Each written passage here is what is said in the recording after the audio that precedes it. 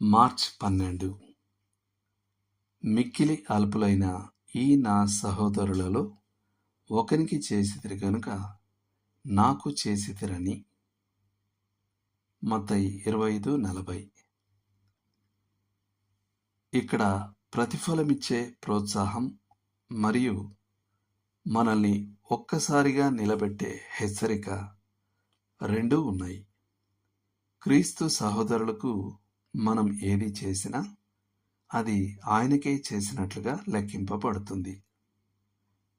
ఒక తోటి విశ్వాసికి దయ చూపడం ద్వారా మనం ఏ రోజైనా ప్రభువైన యేసు పట్ల దయ చూపవచ్చు.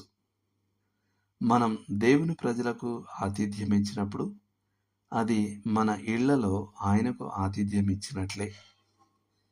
మనం వారికి ప్రధాన పడక గదిని ఇస్తే మనం దానిని ఆయనకే ఇస్తున్నాం. ప్రభువు రాజులకు రాజుగా మరియు ప్రభువులకు ప్రభువుగా వస్తే ఆయన కోసం సాధ్యమైనదంతా చేయడానికి దాదాపు ఎవరైనా తొందరపడతారు.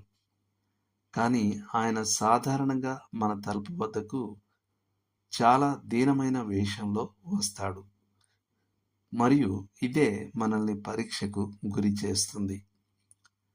ఆయన సహోదరులలో అత్యంత అల్పులను మనం చూపే విధానమే మనం ఆయనను చూసే విధానం.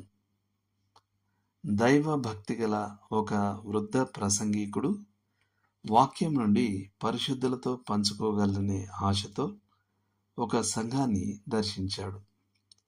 అతనికి వ్యక్తిగత ఆకర్షణ లేదు మరియు ఉత్తేజపరిచే ప్రసంగ శైలి కూడా లేకపోవచ్చు. కానీ అతను దేవుని సేవకుడు మరియు అతని వద్ద ప్రభువు నుండి ఒక సందేశం ఉంది.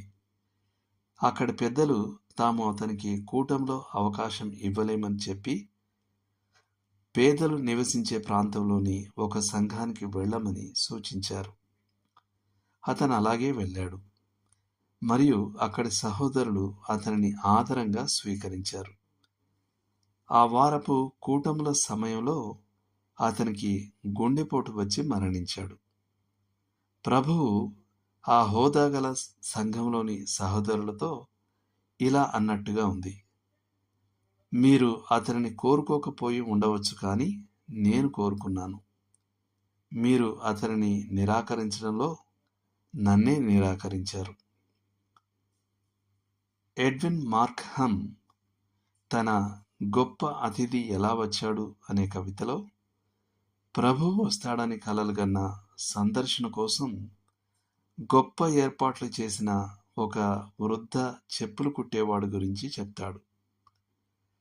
ప్రభువు ఎప్పటికీ రాలేదు, కానీ ఒక బిచ్చగాడు వచ్చినప్పుడు ఆ చెప్పులు కుట్టేవాడు అతని పాదాలకు బూట్లు తొడిగాడు. ఒక వృద్ధురాలు వచ్చినప్పుడు అతను ఆమె బరువును మోయడంలో సహాయం చేసి ఆమెకు ఆహారం ఇచ్చాడు.